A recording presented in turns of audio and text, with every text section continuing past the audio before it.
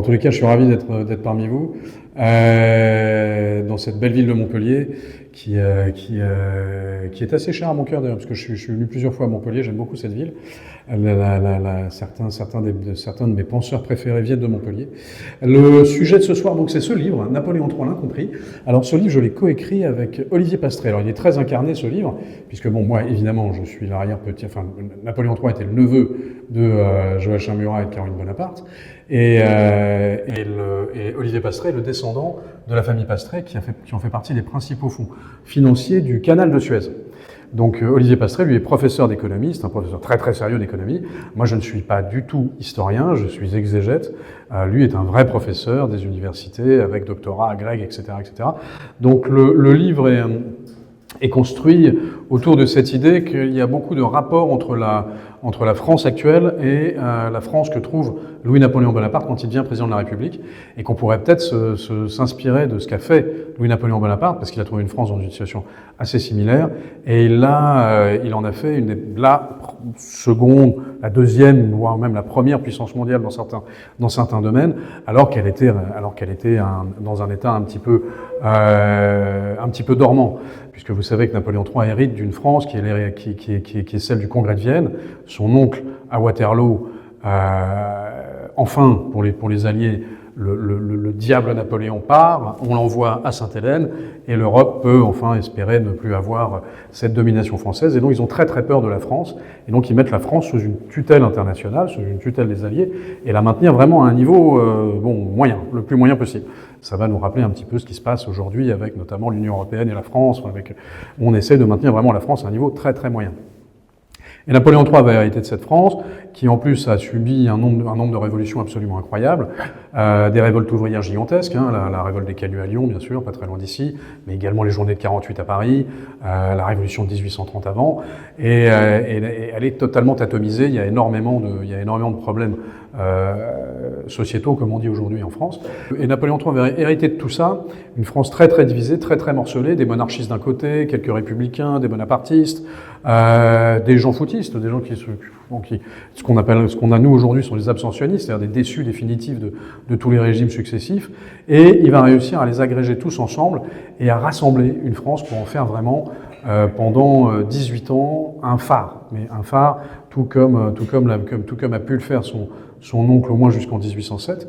Et c'est ça le projet de ce livre. Donc c'est pas un livre d'histoire en tant que tel, c'est plutôt un essai historico-politique qui compare la France de Napoléon III à la France d'Emmanuel Macron, et notamment sur deux points évidents qui vont vous parler à vous, puisqu'on en a entendu parler beaucoup à partir de 2017, qui était le ruissellement et le en même temps. Alors ça, c'est totalement Napoléon III, le ruissellement et le en même temps, et on ne sait pas du tout si Emmanuel Macron s'inspire de Napoléon III, c'est pas ça, on ne pense pas d'ailleurs, mais en tous les cas, ce qu'il essaie de mettre en place, c'est quelque chose qui y ressemble. Y est-il parvenu? Vous verrez les conclusions dans le livre. Je pense que vous avez, comme moi, vécu les conclusions, un peu moins bien que l'empereur, évidemment. Donc, mais néanmoins, il y avait cette volonté-là. Donc, l'idée de ce livre, c'est de réhabiliter évidemment Napoléon III, mais on n'est pas les premiers à essayer de réhabiliter Napoléon III. C'est faire preuve d'un courage très très réduit de vouloir réhabiliter Napoléon III aujourd'hui, puisque le premier à l'avoir fait, c'était évidemment Philippe Seguin. Ensuite, depuis, il y a eu les Éric Anceau, les Maxime Michelet, François Villette aussi a fait de belles choses là-dessus, Gaël Nofré. Enfin, il y a eu toute une série d'historiens qui ont fait du très très beau travail de réhabilitation de l'empereur, de réhabilitation de la période du Deuxième Empire. Et donc là, il y a eu toute une partie évidemment qui essaie d'expliquer l'étouffement de la mémoire impériale. Pourquoi est-ce qu'on en parle si peu, et surtout donc quelle est-elle? Donc quel est cet héritage? Et à partir de cet héritage, vous allez voir, vous en connaissez certainement une partie, mais je vous assure qu'il est vraiment vertigineux. À partir de cet héritage, essayez de démontrer que Napoléon III est avant tout une leçon d'optimisme. C'est vraiment une leçon d'optimisme, Napoléon III, pour la France moderne, parce que d'une situation assez navrante, on peut remonter assez vite à un niveau de progrès, de modernité, d'harmonie, de paix sociale et de prospérité très élevé si on applique des méthodes telles qu'il les a appliquées lui. Alors Napoléon III, comme on le disait, est l'homme qui a fait évidemment Paris, il est très connu pour ça, mais il n'a pas fait que ça, hein. Je rentrerai un peu plus dans le détail après, il a fait bien d'autres villes, à commencer par Carcassonne où on va demain, dont l'essentiel des travaux ont été tenus sous le Second Empire, sous le Deuxième Empire, pardon. Et donc à Paris, comme vous le savez, c'est une ville qui va faire totalement oublier la marque de Napoléon III. Et à Paris, savez-vous si oui ou non, il y a un endroit qui s'appelle Napoléon III? Est-ce qu'il y a une rue Napoléon III, une avenue Napoléon III, un boulevard Napoléon III?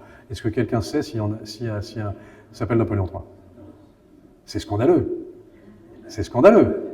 D'abord, ça devrait s'appeler Napoléonville, soyons clairs, ça devrait s'appeler Paris-Napoléon, parce que 60% de la ville date de Napoléon III. Alors en fait, si, il y a un endroit. Et c'est vous dire le message et le respect qu'ont les autorités municipales parisiennes depuis la Troisième République pour la mémoire de l'empereur. Il y a un endroit, c'est une micro-esplanade qui se trouve à la gare du Nord. Donc, vous voyez, ça c'est... Alors en plus... C'est très bien fait parce qu'il y a une très belle statue qui rappelle bien Napoléon III et le Deuxième Empire. Donc on est bien dans cet esprit-là. Donc ça n'a aucun rapport, c'est incohérent, ça ne signifie rien. Place Napoléon III 1808-1873, ils auraient pu mettre en dessous président de la République, empereur des Français. C'était pas idiot. Et évidemment, c'est une place qui s'apparente plus à une pissotière à ciel ouvert, puisque comme vous le savez, la gare du Nord, c'est pas exactement la destination prestige de la ville de Paris.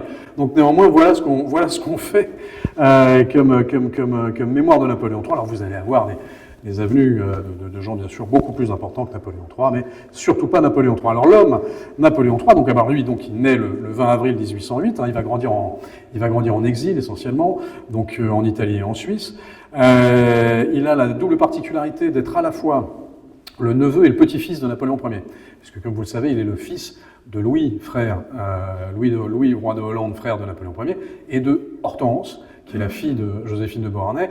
Or, Hortense est la petite-fille adoptive de Napoléon Ier. Napoléon Ier a adopté Eugène et Hortense, donc ce qui fait de Napoléon III le neveu de Napoléon Ier, mais également son petit-fils. Donc c'est une particularité qu'il a.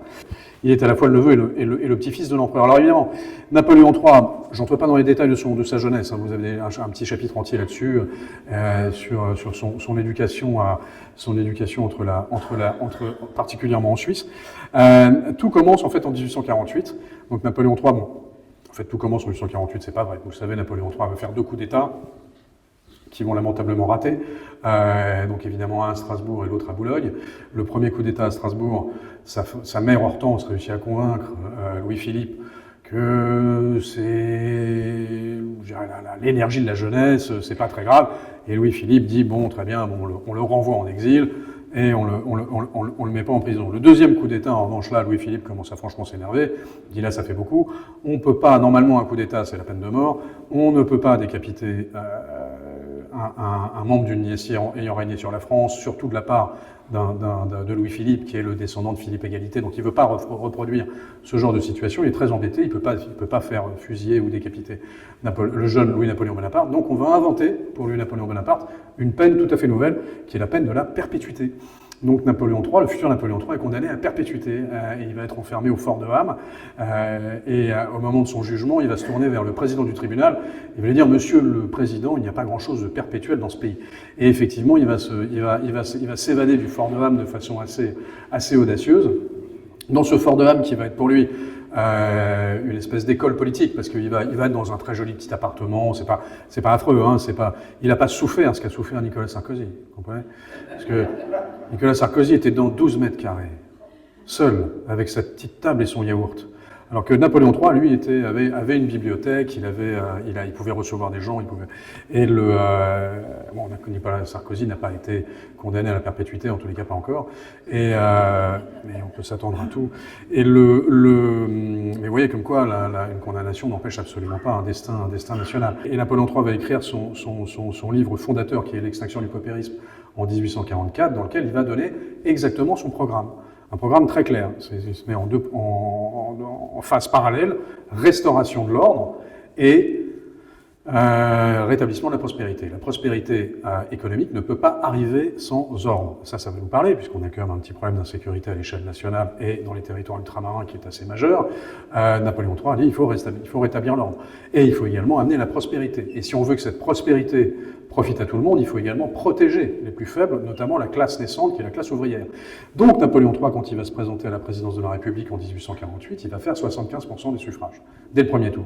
Suffrage universel, hein, c'est masculin évidemment à l'époque, suffrage universel masculin, 75% des suffrages. Pourquoi? Croyez-moi, la totalité de l'université française depuis 150 ans se penche pour essayer de prouver que c'était truqué. Ben non, il n'y a rien de truqué, il a vraiment fait 75% des suffrages, parce que le vote paysan est allé à Napoléon III, le vote ouvrier est allé à Napoléon III, le vote monarchiste est allé à Napoléon III, et le vote bourgeois est allé à Napoléon III.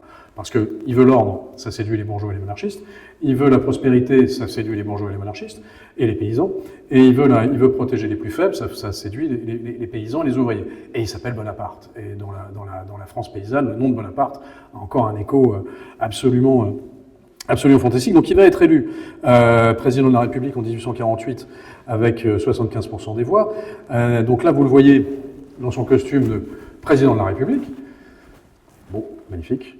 Là, vous le voyez en train de comploter dans la nuit du 2 décembre, préparant l'opération Rubicon, et le voilà devenu empereur. Alors il va préparer ça avec Persigny, avec Morny, avec Magnan, avec le prince Murat à l'époque, qui l'aide beaucoup aussi dans cette opération de coup d'État. Et pourquoi fait-il un coup d'État? Parce que Napoléon III, en fait, il est élu au suffrage universel, mais il n'a absolument aucun pouvoir. Comme premier président de la Deuxième République, il est élu pour 4 ans non rééligible, il ne peut pas faire de deuxième mandat, et donc il n'a pas le temps, il n'a pas la possibilité, il n'a pas le pouvoir de mettre en place ce programme de rétablissement de l'ordre et de développement de la prospérité. Il n'a pas du tout les moyens de le faire. Et un des effets collatéraux, ça va être un problème, c'est évidemment Victor Hugo, qui lui va jouer un rôle majeur dans la destruction de la postérité de Napoléon III, puisque Napoléon III devenant président, Victor Hugo s'attendait très légitimement à être au moins ministre de l'instruction publique, si ce n'est même Premier ministre. Parce que Victor Hugo avait pris Louis-Napoléon Bonaparte, le jeune Louis-Napoléon Bonaparte, sous son aile, et l'avait beaucoup poussé pour devenir député, pour devenir président de la République. Donc Louis-Napoléon Bonaparte doit vraiment une fière chandelle à Victor Hugo. Et Victor Hugo, évidemment, est épouvantablement vexé de ne pas faire partie du gouvernement. Mais finalement, c'est pas tellement Napoléon III qui décide à ce moment-là, c'est pas tellement le président Louis-Napoléon Bonaparte qui décide tellement de la construction de son gouvernement. Il y a une chambre qui est essentiellement monarchiste, et là, donc ça passe pas très bien. Et Victor Hugo, de toutes les façons, c'est une image que je donne souvent, mais Victor Hugo, vous prenez une grenade, vous la dégoupillez, vous la posez sur la table et vous espérez que ça se passe bien. Il a une telle personnalité, un tel ego qu'il est parfaitement ingérable. Donc avoir Victor Hugo dans son gouvernement, c'est franchement une bombe à retardement. Donc, mais ça va coûter cher à Napoléon III après pour sa postérité, mais le voilà, donc il ne peut pas mettre en place ses réformes. Et tout son entourage, donc Morny, Persigny, Magnan, le prince Murat, ils disent il faut faire un coup d'État. Napoléon III dit non, ça va, j'en ai déjà fait 2, là j'ai été élu au suffrage universel, on va essayer de faire les choses bien. Donc il va demander tout simplement à la Chambre des représentants, le corps législatif, est-ce que vous autorisez un deuxième mandat? Non. Ah, très bien. Alors dans ces cas, on va faire quelque chose, on va faire une enquête auprès du peuple français. Donc, à travers toutes les préfectures, à travers toutes les communes, il fait une large enquête pour demander aux Français est-ce que vous voulez, oui ou non, un deuxième mandat, et à la rigueur, plutôt un président pour 10 ans. Ça lui laissera un petit peu de temps. Et là, le peuple français, 1 300 000 sont sondés, c'est un gros sondage pour l'époque, disent massivement oui, c'est ce qu'on veut. Il revient au corps législatif en disant regardez, il y a ce sondage qui dit qu'ils veulent tous que je puisse avoir 10 ans de mandat. Là, c'est à nouveau non. Donc il n'a pas le choix, il faut faire un coup d'État. Alors le coup d'État, c'est assez brutal. Il y a quand même 75 arrestations dans la nuit. Il y aura plus de 10 000 opposants envoyés au bagne. Enfin, c'est pas l'homme le plus facile et le plus doux du monde, Napoléon III. C'est pas ce qu'on lui demande d'ailleurs. Et le coup d'État finalement va même sérieusement déraper pendant une semaine puisque l'armée va aller un petit peu trop loin et il va y avoir 600 morts. Donc sur une semaine, il y aura 600 morts à l'échelle du pays. Il faut mettre ça en reflet de ce qui s'était passé en 1848. À l'époque, c'était la Deuxième République venait d'arriver. On était sur une élection constituante. Il n'y avait pas encore de président de la République. Napoléon III était dans le paysage politique, mais c'était Cavaignac en fait qui plus ou moins tenait les rênes d'un gouvernement provisoire. Et là, le peuple parisien des ouvriers se rebelle. Et Cavaignac, républicain, au sein de la Deuxième République, donc on n'est pas sous la monarchie, on n'est pas sous l'Empire, c'est la République, va faire 5000 morts. Donc les journées de 48, c'est 5000 morts en 2 jours, à Paris. Là, c'est 600 morts en une semaine à l'échelle du territoire. Alors évidemment, c'est 600 morts de trop, bien sûr, et Napoléon III le portera toujours comme une tâche indélébile sur son départ.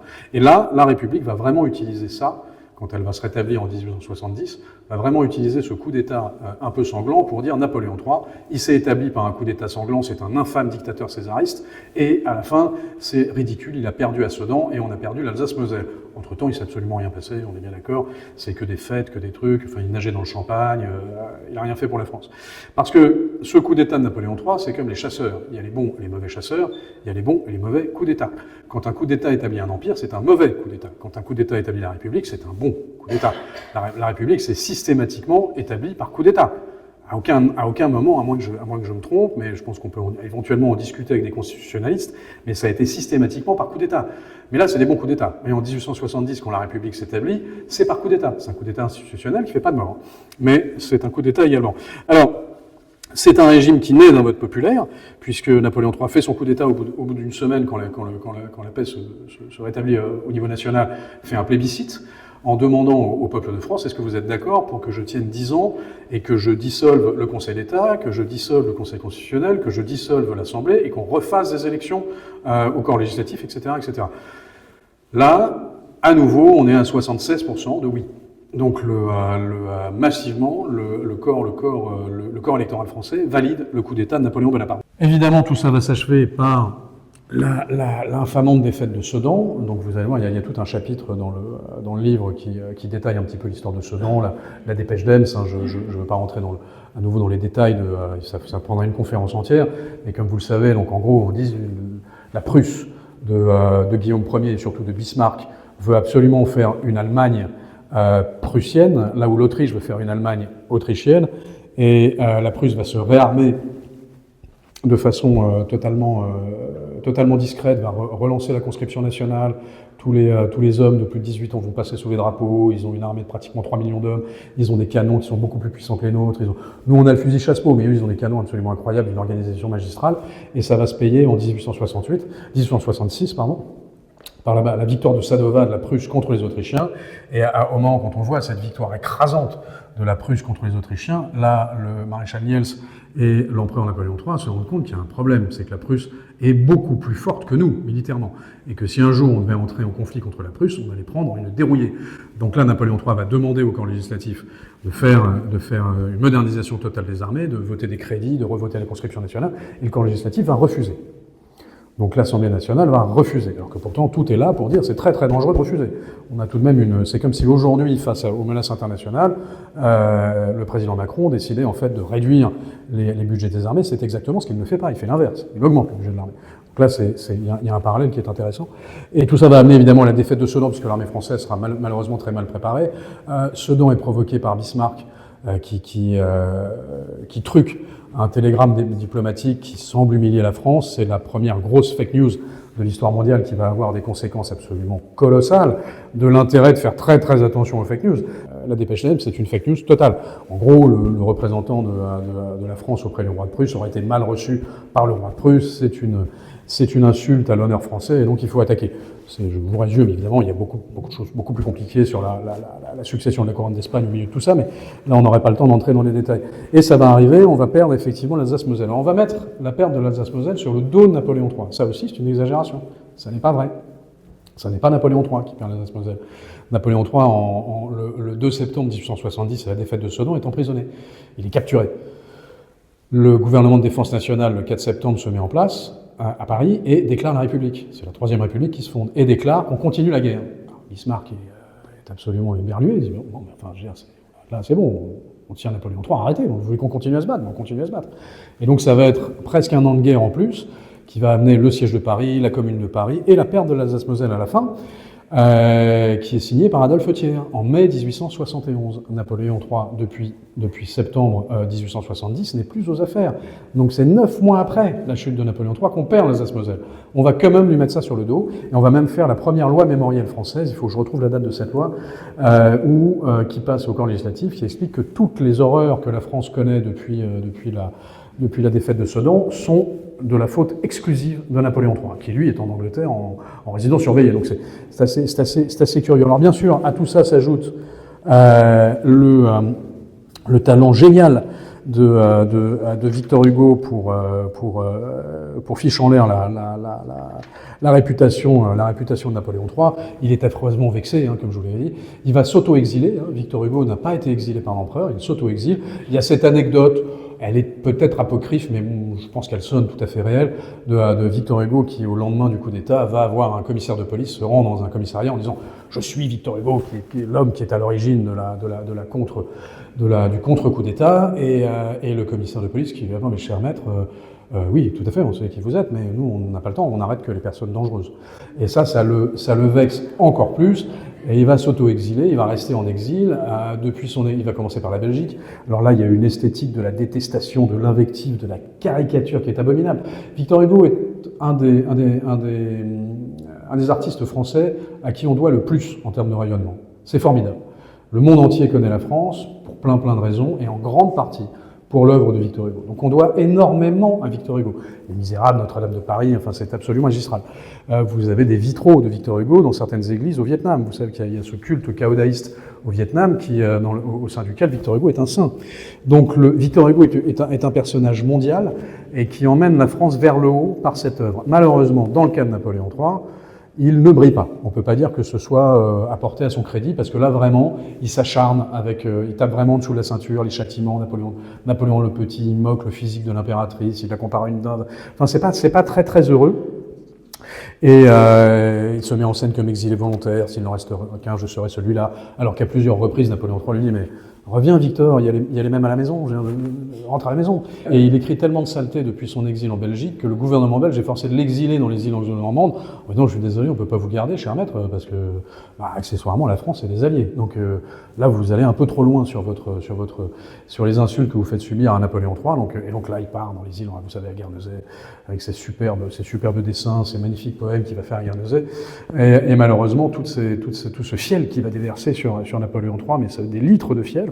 Alors tout ça s'explique, j'en discutais avec une dame tout à l'heure, pourquoi est-ce que la République va utiliser l'œuvre de Victor Hugo et l'instruction publique pour effacer et détruire l'image et le souvenir de Napoléon III et de son œuvre? C'est tout simplement parce que la République a peur de Napoléon III. Elle n'a pas peur de Napoléon Ier. Ça sert à rien d'avoir peur de Napoléon Ier. Napoléon Ier, c'est tellement de gloire, tellement de trucs, que ça sert à rien d'avoir peur de Napoléon Ier. Et si vous avez un Napoléon Bonaparte qui revient, de toute façon, il y a un peu de mal à l'arrêter. En revanche, elle a vraiment très peur de Napoléon III et du Deuxième Empire. Pourquoi? Parce qu'il est arrivé au pouvoir par les voies naturelles. Il a été élu au suffrage universel. Il est le premier président de la République française. Président de la Deuxième République. Il n'est pas seulement le premier président élu au suffrage universel, il est le premier président tout court. Donc le premier président de la République française, c'est Louis-Napoléon Bonaparte. Donc, et à partir de là, par le biais du vote démocratique, il va valider un coup d'État qui va effectivement mettre en place un régime césariste et autoritaire, ça c'est tout à fait vrai, et qui va se maintenir par des plébiscites, c'est-à-dire par un vote démocratique. Donc c'est extraordinairement démocratique, le système du Deuxième Empire.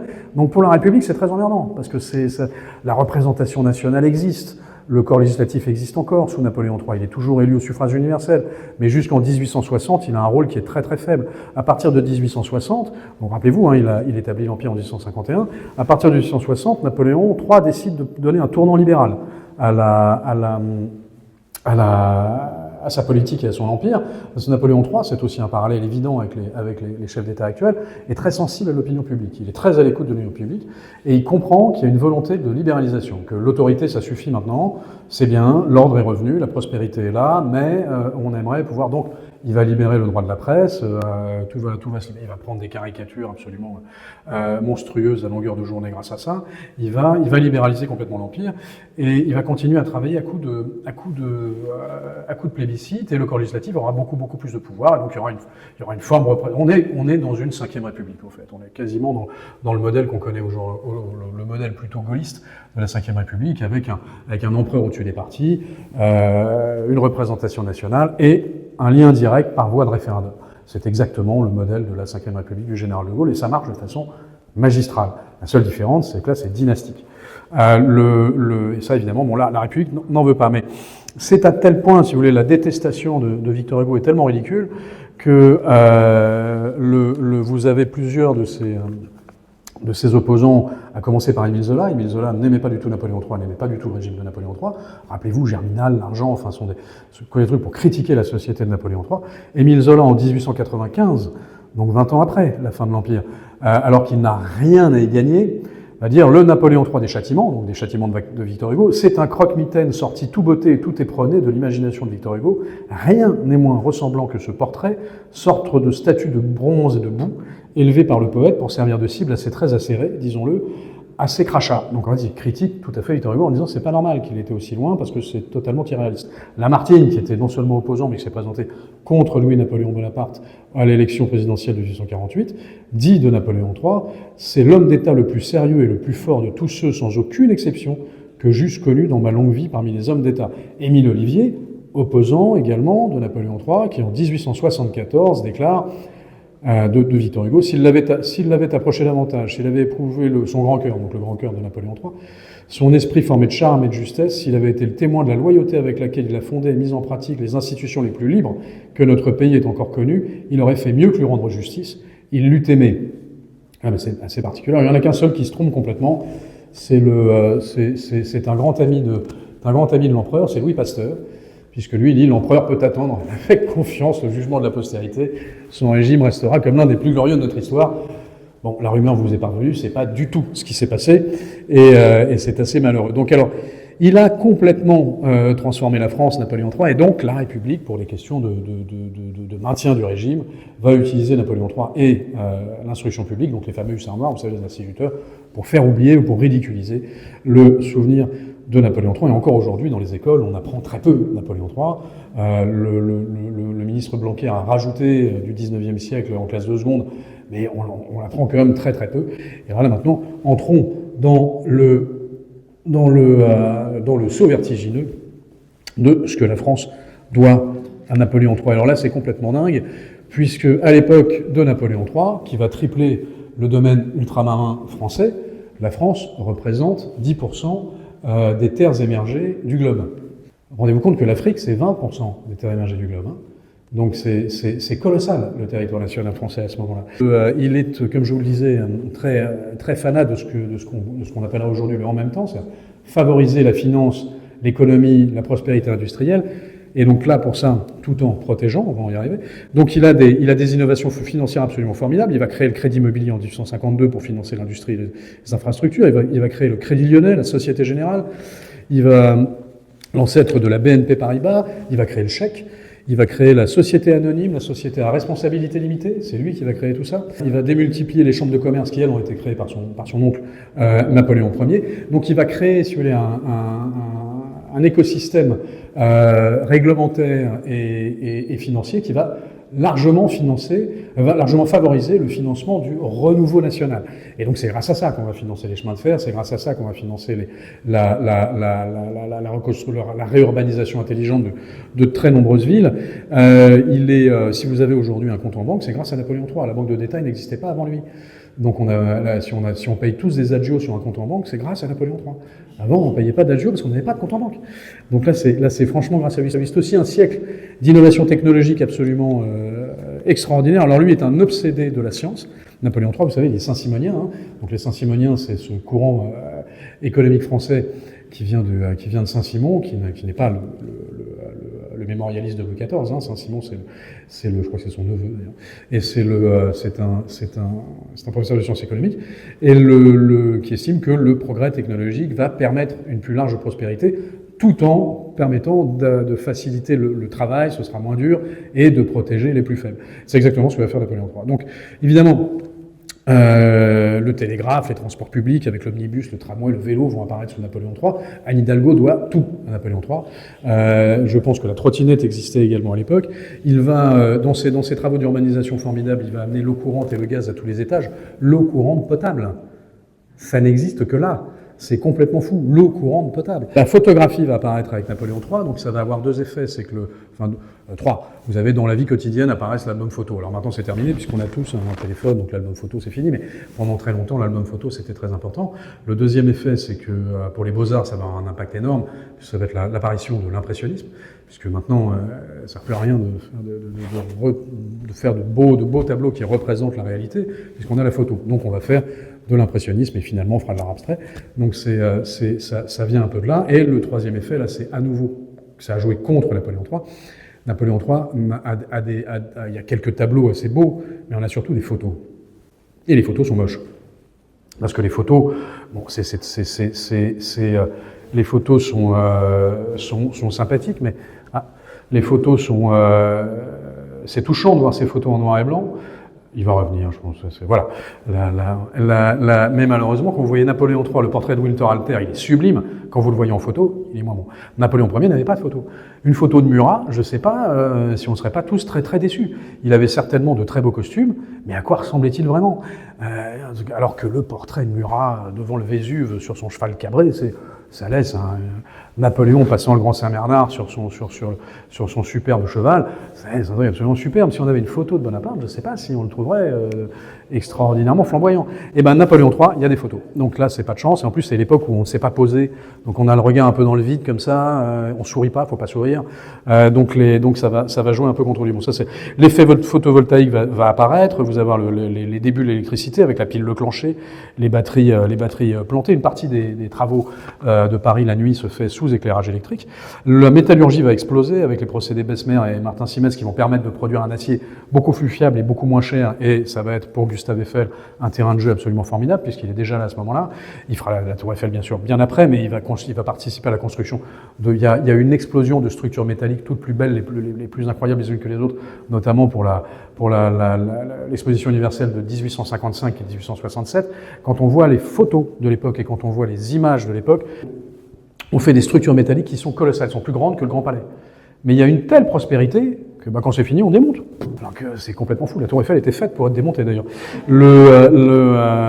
L'hélice de marine, c'est sous Napoléon III. La bobine à induction, c'est sous Napoléon III. Napoléon III va financer lui-même la production d'aluminium, l'invention, la découverte du procédé de production d'aluminium, le moteur thermique à 4 temps, l'hélice de marine, comme je vous le disais, bon, le fusil chasse-peau. Les prévisions météo, ça date de Napoléon III. Elvin Delia doit beaucoup à Napoléon III. C'est Urbain Le Verrier qui, grâce au soutien impérial, va réussir à envisager les prévisions météorologiques. Alors ça, il y a deux raisons pour les prévisions météorologiques. La première, évidemment, c'est l'agriculture. La deuxième, c'est la marine. Napoléon III va démultiplier la marine française sous Napoléon III, commerciale et militaire, et la deuxième marine au monde après la marine anglaise. C'est complètement fou. Napoléon III, dans les inventions techniques, on va avoir des choses intéressantes. Par exemple, c'est l'apparition des grands magasins, c'est l'apparition des prix affichés. Avant, il n'y avait pas de prix affichés, donc vous faisiez arnaquer par les marchands. Maintenant, les prix sont affichés. Vous avez des menus au restaurant. Avant, vous arriviez dans une auberge, bon, il y a des lentilles et de la betterave, oui, mais j'aime pas ça, il y a que ça. Donc, voilà. Donc là, maintenant, entrée, plat, dessert, c'est sous Napoléon III que ça apparaît. Enfin, grâce à Napoléon III, on va découvrir une chose qui pour des millions et des millions de Français, depuis Napoléon III, a complètement changé le principe de l'apéritif, c'est qu'on boit la bière fraîche. Avant, on buvait la bière tiède. Grâce à Napoléon III, il y a un procédé de mise sous pression qui fait que la bière est fraîche. Donc ça, c'est comme... Il n'y a que les Anglais qui continuent à boire la bière tiède, mais ils sont totalement imperméables au progrès technique. Quand on a un tel progrès, c'est tout de même... Alors, parmi les progrès qui vous changent la vie une bonne fois pour toutes, vous avez la bière fraîche, mais alors, vous avez également, alors ça c'est un progrès qui quand vous êtes... Alors là, si vous avez un seul exemple de souverain qui a changé à ce point la vie quotidienne de ses sujets ou de ses citoyens, que cette invention-là a répandu partout, Napoléon III permet la découverte et répand partout la chasse d'eau. Vous vous rendez compte qu'avant, on vidait le pot par la fenêtre. Vous savez que ça change quand même la vie d'avoir une chasse d'eau. Hein. Vous avez un gars vous vivez dans un monde de science-fiction quand vous êtes sous Napoléon III. Vous allez avoir évidemment le développement du chemin de fer, puisqu'il va multiplier par 3 ou 4 même pas, par 5 même, on passe de 3500 à 23 000 km de rails. Il y a Xavier Mauduit, qui est un des plus grands spécialistes du Deuxième Empire, avec un talent fou, explique ça. Et imaginez-vous un paysan sous le Deuxième Empire en 1854, qui est en train de pousser sa charrue avec ses bœufs, et qui voit des travaux au loin, il ne comprend pas ce que c'est, qu'est-ce qu'ils font là-bas, okay. Ils posent des bouts de métal, ils posent des rails, en fait, on ne comprend pas très bien à quoi ça sert. Puis au bout d'un an, il voit passer un truc avec un panache de fumée, une locomotive. Voilà. Vous n'avez jamais vu de locomotive de votre vie, personne n'a vu de locomotive avant 1815, 1810. Là, c'est tout de même un truc, et d'un coup d'un seul, vous êtes en pleine science-fiction. Vous allez voir apparaître des dirigeables, vous allez pouvoir utiliser le télégraphe, la première ligne télégraphique entre New York et Paris, c'est sous Napoléon III, c'est complètement fou. C'est-à-dire que vous êtes à 1 seconde de Lyon quand vous communiquez. Vous n'êtes plus à 3 jours de cheval. Vous êtes à moins de 5 heures de train. C'est complètement fou, c'est-à-dire que vous rétrécissez en accélérant le territoire national. C'est-à-dire que d'un seul coup, tout devient plus rapide, tout devient plus facile. Vous pouvez aller dîner chez Tata Janine, alors qu'avant, c'était pas possible, c'était à 4 jours de cheval, c'est pas possible. Vous pouvez faire l'aller-retour dans la journée. Vous pouvez aller boire une bière fraîche chez Tata Janine, prendre une photo en souvenir, tout ça grâce à Napoléon III. Vous faites ça en famille. Donc c'est absolument magistral. Il va évidemment moderniser également les ports, les canaux, alors le port de Marseille, du Havre, de Bordeaux, mais également évidemment le port de Hanoï, d'Alger, de Dakar sont des réalisations de Napoléon III. Il va bien sûr creuser le canal de Suez, qui a un impact gigantesque encore aujourd'hui sur le commerce mondial. La production industrielle de masse va exploser, puisqu'on va augmenter de 73% la production industrielle, de 60% la production agricole, de 164%, on va augmenter les exportations de 164%. La construction des routes va augmenter de 100%, c'est-à-dire que c'est complètement fou. Aujourd'hui, on a un vrai problème d'infrastructure et de maintien des infrastructures en France, donc lui, il va faire tout ça. L'urbanisation et l'assainissement, donc le Paris haussmannien, Biarritz, Vichy, Marseille, Lyon, Bordeaux, les Landes, la Corse, Carcassonne, le port de Dakar, c'est complètement fou. Les travaux haussmanniens, évidemment, à Paris, donc les travaux napoléoniens. Donc, il élargit les voies urbaines, et il crée de nouveaux boulevards, il rénove des quartiers entiers pour des questions de santé publique. On dit évidemment, une fois de plus, pour dire de Napoléon III que c'est un afro-dictateur qui creuse des avenues pour pouvoir tirer au canon et charger à cheval. Alors, je peux témoigner, parce que j'y ai participé par contumace en 1795, on tirait au canon sur les révoltés royalistes, Murat et Bonaparte ont fait tirer au canon sans aucun problème dans les rues de Paris. On n'a pas attendu les avenues de Napoléon III pour tirer au canon dans les rues de Paris. Et quant au fait qu'on crée des avenues pour pouvoir charger à cheval et empêcher les barricades, il me semble que le temps des barricades, justement, c'est plutôt après Napoléon III. Donc, c'est évidemment une exagération. Certainement, c'est un rôle de sécurité publique, bien sûr, mais c'est pas la raison numéro 1. La raison numéro 1, c'est que Paris est une ville du Moyen-Âge. C'est vraiment celle décrite par Victor Hugo dans les premières pages de Notre-Dame de Paris, qui sont absolument splendides sur ce survol, vous savez, l'oiseau qui survole les rues de Paris. Et c'est magnifique, c'est une ville du Moyen-Âge. Il n'y a pas d'égout. Napoléon va faire creuser 600 km d'égouts. C'est complètement fou. Évidemment, l'eau potable à tous les étages, la chasse d'eau à tous les étages, le gaz à tous les étages. Et en fait, il veut aérer la ville. Parce qu'il y a des épidémies de choléra tout le temps. Puisque, comme on vide son pot par la fenêtre, il y a des monceaux d'immondices et de déjections humaines et animales dans les rues de Paris. Donc le docteur Gérald Mongin pourrait vous expliquer ça plus en détail. C'est pas bon pour la santé publique. Donc il fait ça parce qu'il est tout à fait hygiéniste, Napoléon III. Il va évidemment créer les espaces verts emblématiques, le bois de Boulogne, les buttes de Chaumont, le parc Monceau, le bois de Vincennes, tout ça, c'est à l'époque de Napoléon III. Mais on est dans le en même temps. Donc, c'est-à-dire qu'il va favoriser tout ça, mais il va également protéger les plus faibles. Donc, il va légaliser le droit de grève, il va développer les sociétés de secours mutuels, qui sont les précurseurs des assurances sociales modernes. Il va construire sur ses propres fonds des logements ouvriers salubres, des bains publics urbains, des hospices pour ouvriers malades dans toute la France. Il augmente le budget de l'instruction publique de 100%, 103% exactement. Il offre enfin l'accès aux filles à l'instruction publique. Il va rendre l'école gratuite pour les garçons et les filles. Elle deviendra obligatoire sous Jules Ferry, mais elle est gratuite sous Napoléon III. Donc, celui qui rend l'école gratuite pour tout le monde, pour les garçons et les filles, ça n'est pas Jules Ferry, c'est Napoléon III et c'est Victor Duruy. Alors, il y a des collèges Victor Duruy, mais il n'y a pas un seul collège Napoléon III en France. C'est quand même lamentable. Alors qu'il va donner son indépendance aux universités, ce qui, pour un dictateur, c'est pas une politique intelligente de donner l'indépendance aux universités. Donc, ça n'est évidemment pas un dictateur. Il crée l'école pratique des études, il crée les rectorats et les académies. Toujours, aucune école ni aucune université Napoléon III en France. Et il va créer les hospices, les maisons de retraite, donc l'Hôtel Dieu, Tenon, l'Asile Sainte-Anne, tout ça sont des exemples de Napoléon III. L'impératrice Eugénie joue un rôle fondamental là-dedans, notamment pour l'aide aux jeunes femmes. Elle va créer la Fondation Eugène Napoléon, qui existe encore, qui est à Paris, qui accueille des jeunes femmes en déshérence. Elle va créer ça un peu partout sur le territoire national, donc le droit à grève, je vous l'avais dit. Il crée l'inspection du travail, il crée des caisses de retraite, il crée l'assurance maladie, les premières mutuelles, c'est lui. Les syndicats apparaissent sous Napoléon III. Il envoie des délégations d'ouvriers à ses propres frais, c'est lui qui leur paye le voyage, en Angleterre pour apprendre à se gérer comme union syndicale. Vous savez, Germinal.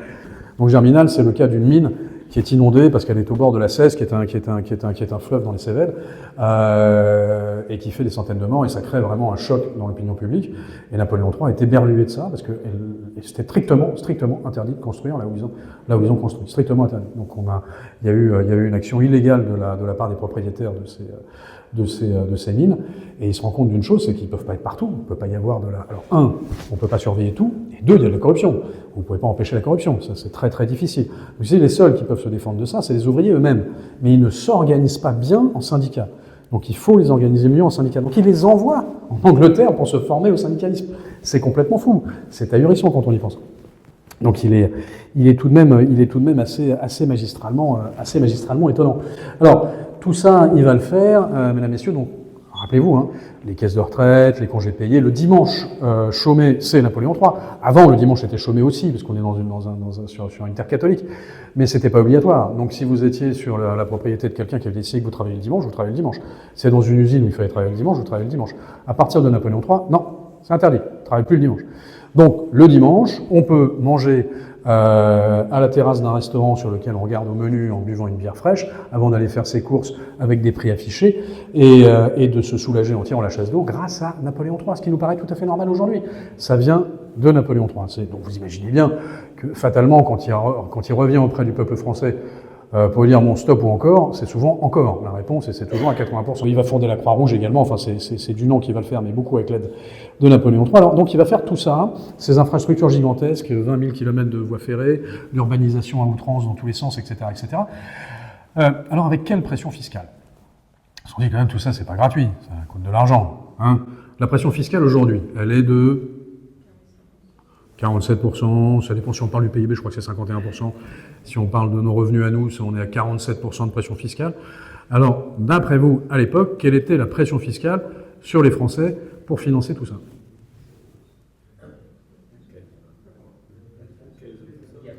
9%. 9% de pression fiscale, c'est pas fou. C'est incroyable. 9%, c'est magistral. Et alors, comment est-ce qu'il a réussi à faire ça? C'est parce que Napoléon III a un petit peu forcé la main des oligarques, donc les Bernard Arnault, les Xavier Niel de l'époque, qui à l'époque s'appelait Lafitte, Foule, Rothschild déjà. Je ne sais pas s'il y avait un Epstein à l'époque, mais en tous les cas, il y avait déjà les Rothschild. Et il leur a un peu forcé la main pour investir justement dans les infrastructures. Donc il a fait les premiers partenariats publics-privés à très très haute dose, et ça a magnifiquement marché. Ce qui fait que les grands, les hyper riches de l'époque n'étaient pas considérés comme avec une jalousie ou un ressentiment aussi puissant qu'ils le sont aujourd'hui en France, qui allie à la fois un sentiment de parasite et un sentiment de jalousie. À l'époque, non, parce qu'ils servaient à quelque chose. C'est-à-dire qu'ils payaient les statuts dans les villes, ils payaient les chemins de fer, ils payaient tout ça. Donc c'était, alors évidemment, ils payaient tout ça et ils ont retiré des profits puisque c'est sous forme de concession. Mais Napoléon III, par exemple, vous laissait gérer la ligne Paris-Bordeaux qui était extrêmement prolifique, enfin qui était très très bénéficiaire. En échange, il fallait faire des lignes transversales, qui ont été depuis remplacées par les bus Macron. Mais elles ont été fermées et remplacées par les bus Macron. Donc oui, c'est assez étonnant ce qu'a réussi à faire Napoléon III. Alors ce qui est intéressant, c'est de voir un petit peu le miroir du Second Empire par rapport à la France moderne. Donc je vous l'ai dit, il y a eu évidemment cette révolution technologique, le rail, la vapeur, l'électricité. Alors c'est pas Napoléon III qui les invente, hein. Tout ça date d'un peu avant, c'est 1815-1830, la révolution industrielle en Angleterre. Mais ce qu'il faut, c'est l'accompagner. Et donc Napoléon III accompagne les effets qui peuvent être négatifs de révolutions technologiques qui vont changer complètement la société. Quand arrive la machine à vapeur, les paysans se reportent massivement vers les villes, entrent dans les usines, et ça dépeuple les campagnes, et vont se retrouver à créer ce qui s'appelle la classe ouvrière, qui va être très largement abusée. Napoléon III va le voir en Angleterre. C'est l'époque de Dickens, c'est l'époque de Oliver Twist. Il voit le travail des enfants, il voit le travail des femmes, il voit les ouvriers sous-payés, il voit tout ça. Et il voit que ça crée des révoltes, que ça crée des émeutes tout à fait légitimes, qu'il y a des colères gigantesques. Donc pour éviter ces colères, il faut accompagner les externalités négatives de technologies qui, au contraire, peuvent aider. Bon, là, on en a une qui est en train qui va vraiment tout bouleverser sur le marché du travail, sur notre rapport à la production, à notre façon de vivre, c'est l'intelligence artificielle. Donc on a évidemment connu l'Internet, l'arrivée de l'Internet, l'arrivée des téléphones mobiles, l'arrivée des réseaux sociaux, etc., etc. Mais là, l'intelligence artificielle, je ne sais pas si si vous utilisez un tout petit peu de temps en temps dans votre quotidien DeepSeek, ChatGPT ou autre, ça va vraiment, c'est en train de tout bouleverser, ça va tout bouleverser, ça va se s'allier à une capacité de calcul gigantesque puisque on avance à grands pas vers ce qu'on appelle l'ordinateur quantique, c'est-à-dire des capacités de calcul quasiment illimitées. Donc là, ça va donner une puissance à l'intelligence artificielle qui va être absolument prodigieuse. Il faut utiliser ça, il faut utiliser ce progrès technique majeur pour favoriser la vie des gens, pour favoriser des résultats formidables comme percer enfin le mystère du cancer, Alzheimer, la santé évidemment en premier lieu, que l'éducation devienne beaucoup plus efficace grâce à... Il y a énormément de choses à faire avec l'intelligence artificielle, mais il faut accompagner les risques il faut se préserver des risques qui vont arriver évidemment avec l'intelligence artificielle. C'est-à-dire des destructions d'emplois absolument massifs, un pouvoir des technocapitalistes aujourd'hui, quand vous avez Peter Thiel, Elon Musk, Mark Zuckerberg, les PDG de Google, etc., qui détiennent la quasi-totalité de l'intelligence artificielle aujourd'hui et du système numérique dans le monde, c'est pas bon. C'est vraiment pas bon. Il faut des lois pour les contenir. C'est absolument important. Le contexte social, donc il y avait une paupérisation industrielle à l'époque de Napoléon III. On est évidemment de plus en plus. Chacun vit aujourd'hui en France. Je ne connais personne en France qui ne vive pas sans une inquiétude très très sérieuse de précarisation accélérée. Donc vous perdez votre job aujourd'hui à 50 ans en France, c'est vraiment pas bon, hein. Surtout avec l'arrivée de l'intelligence artificielle. Il y a un déclassement des classes moyennes qui est absolument gigantesque. L'instabilité évidemment européenne à l'époque de Napoléon III, bien sûr la guerre avec la Prusse et déjà la Russie, hein. Alors là, nous, on a également la Russie qui pose de sérieux soucis en Europe. Il y a une instabilité mondiale absolument colossale en ce moment, hein, c'est le moins qu'on puisse dire. Donc il y a une instabilité géopolitique majeure. Il y a un point rigolo, c'est que vous savez que Poutine s'était moqué du président Macron en disant Macron se prend pour Napoléon. La dernière fois qu'un Bonaparte a attaqué la Russie, il est rentré la queue entre les jambes. C'est complètement faux. J'ai pas compris que l'entourage de Macron n'ait pas fait une réponse amusante en disant non, le président Poutine, vous vous rappelez mal. La dernière fois que les Russes se sont battus contre un empereur français, ça s'appelle la guerre de Crimée, c'est le siège de Sébastopol et la victoire de Malakoff, on vous a mis une rouste. Donc c'est tout à fait faux. Et ce ne sont pas les Russes qui ont battu Napoléon en Russie, c'est Napoléon qui a battu Napoléon en Russie. Il a fait une suite d'erreurs, de pertes de temps qui font que Napoléon a battu Napoléon. Les Russes sont d'excellents soldats, c'est pas la question. Mais ils ne pouvaient pas battre les 600 000 hommes de la Grande Armée si ça s'était passé autrement qu'en hiver. Voilà. Mais vous avez un besoin politique évident aujourd'hui. À l'époque, il y avait une instabilité parlementaire gigantesque. Aujourd'hui, on est en pleine campagne municipale. Je veux pas on le sait tous, hein, quand on voit comment ça se passe dans l'hémicycle de notre Assemblée nationale, ça devient assez fou. Donc il y a des vrais parallèles. Et à cela, en fait, nous on tire quelques conclusions. Et il y a même quasiment, il y a des propositions très concrètes à la fin du livre, vous verrez. Il y a toute une série de propositions parfaitement concrètes. À commencer déjà par une démocratie de projet, c'est-à-dire une démocratie directe. On ne gouverne pas contre le peuple. Et déjà, on gouverne avec le peuple. Ce serait déjà pas mal.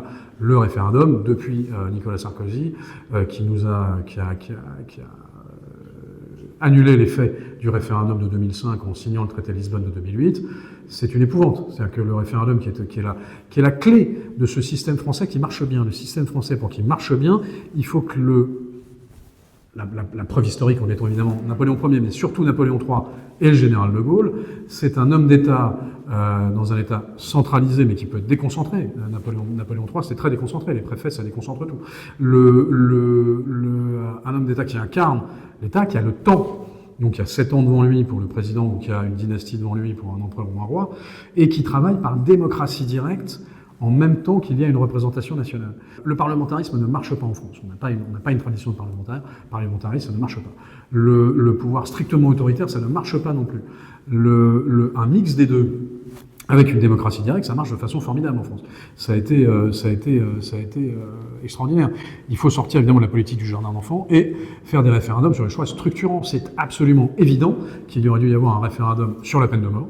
Je pense que ça a été une première erreur de la gauche française qui a pris les Français pour des abrutis en disant qu'on était tous des Dupont-Lajoie, la main serrée sur la crosse du fusil de chasse, l'autre main sur la PAC de Cronenbourg, prêt à partir en ratonnade. Hein. Ça, c'était l'image qu'avait la gauche mitterrandienne du reste de la France.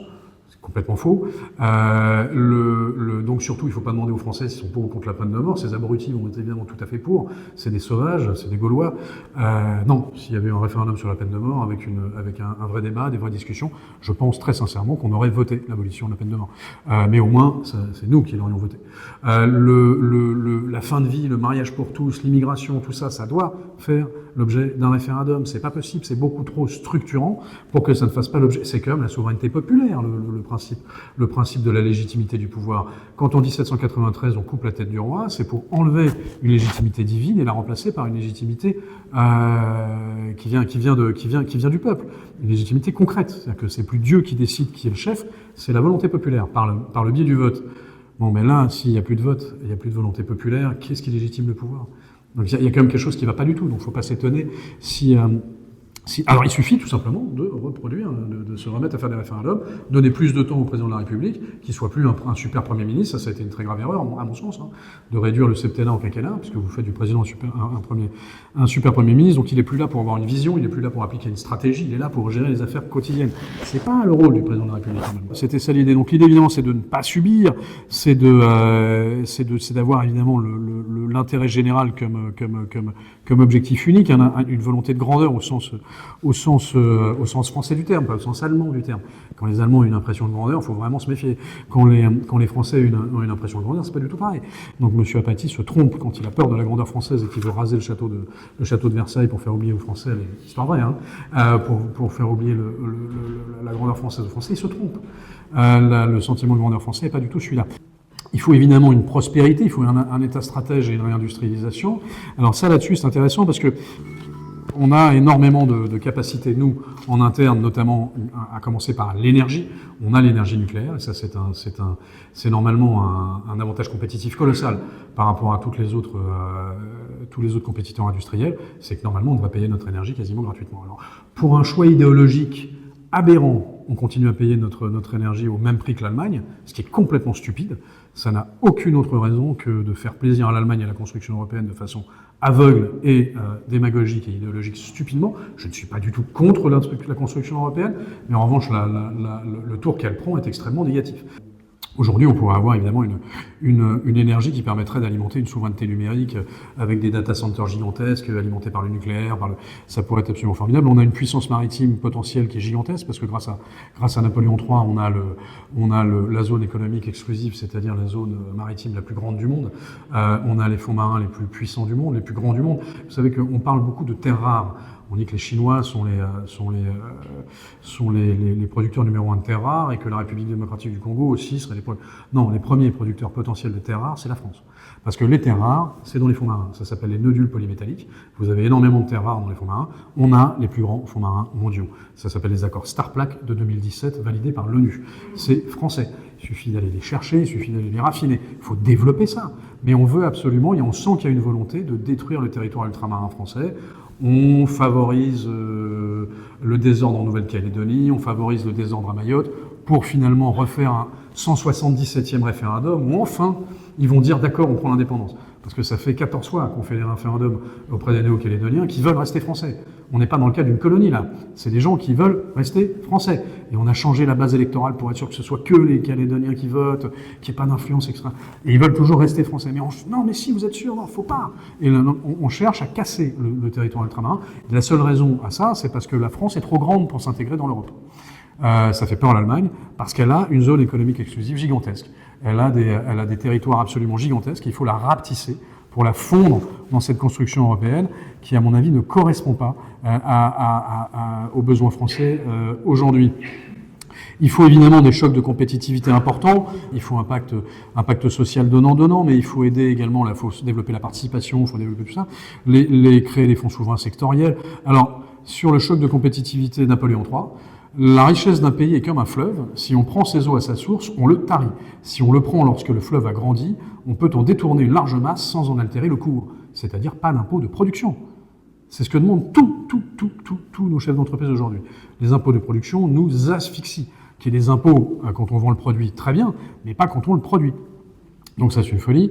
Une doctrine de souveraineté, Napoléon III, puisque une nation est coupable de mettre à la merci des autres son approvisionnement des denrées de première nécessité, c'est un suicide anticipé. Pendant le Covid, on avait découvert que la moutarde était ukrainienne. Vous allez voir, avec le détroit d'Ormuz, on va se rendre compte qu'il y a plein de trucs qu'on fait pas. Hein. Donc on a un vrai problème là-dessus. C'est assez triste. Une diplomatie d'équilibre, ça là-dessus, il faut être juste. Le président Macron, c'est pas aveuglant parce qu'il communique mal dessus. Mais ce qui est curieux, parce que bon, manifestement, il a un problème de communication, mais il cherche toujours à ce que la France ait une diplomatie d'équilibre, une puissance d'équilibre et d'apaisement. Vraiment, il essaye. On a des leviers de puissance gigantesques. On a un siège à l'ONU, n'oublions pas, au Conseil de sécurité. On est une puissance nucléaire. On n'est pas très nombreux, puis on est une grosse puissance nucléaire. On a la deuxième domaine maritime mondial, et la francophonie est un levier gigantesque. La francophonie, c'est 88 pays dans le monde. Hein. Et c'est 88 pays qui ont une croissance moyenne de 7%. Les 88 pays en moyenne ont 7% de croissance. Nous, on est à 0,2.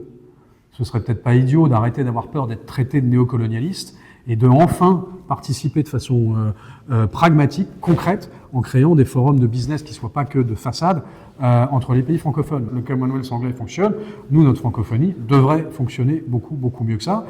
Il faudrait évidemment une Europe qui soit plus une Europe de projet, comme l'avait fait Napoléon III. Vous verrez dans ce livre, on parle de ce qu'on appelle l'Union latine. C'est une expérience de Napoléon III qui est à l'origine, enfin qui est l'ancêtre de la monnaie unique, puisqu'il va mettre une union monétaire avec 38 pays, c'est assez incroyable. Vous verrez ça dans le bouquin. Si vous voulez, l'optimisme est une méthode, et Napoléon III le sait. Et Napoléon III le fait de façon formidable. Il y a quelques citations à avoir en tête. Ce qui définit le mieux la politique générale du Deuxième Empire, c'est cette phrase de Napoléon III. La pauvreté cessera d'être séditieuse lorsque l'opulence cessera d'être oppressive. C'est évidemment c'est la logique même d'une redistribution intelligente et d'un appel au travail. Néanmoins, il n'est pas du tout pour l'assistanat.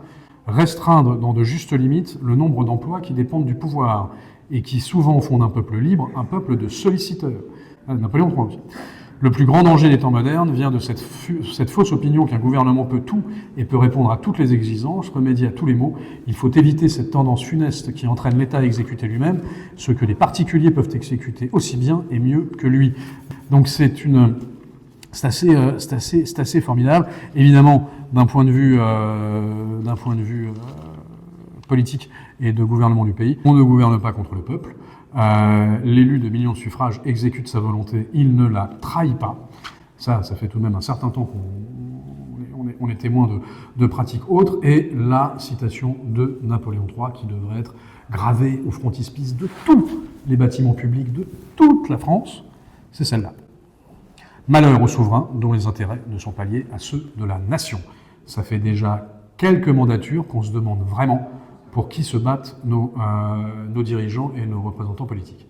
Donc voilà, si vous voulez, je pense que Napoléon III, si on en revient à une démocratie directe, une démocratie semi-directe, c'est-à-dire on garde évidemment une représentation nationale par suffrage universel, on réapplique un petit peu plus régulièrement le référendum venant du président de la République, mais je pense qu'il faut aussi l'instaurer sous forme de référendum d'initiative citoyenne et populaire pour redynamiser l'énergie démocratique dans ce pays. On embarque les Bernard Arnault, les Xavier Niel, les Drahi dans des projets gagnant-gagnant entre l'État et l'intérêt général et leur profit. Il n'y a pas de raison qu'ils ne fassent pas de profit. L'objectif n'est pas de leur prendre l'argent, c'est pas le projet. L'objectif est que ça serve un peu à tout le monde et qu'ils en gagnent beaucoup. Très bien, c'est super. Mais garder en tête tous nos leviers de puissance et les activer au maximum. L'intelligence française est remarquable. On a tout de même encore, malgré l'effondrement lamentable de nos universités et de nos écoles, encore des cerveaux que le monde entier nous envie. On a en intelligence artificielle, je crois que plus du tiers des cerveaux les plus importants en intelligence artificielle viennent d'écoles françaises.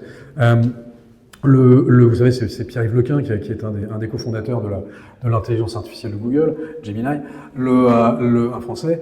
Le siège au Conseil de sécurité de l'ONU, la francophonie, la capacité nucléaire, revenir à une francophonie d'action, à une francophonie qui permette de renouveler un partenariat avec l'Afrique, qui est évidemment un continent d'avenir.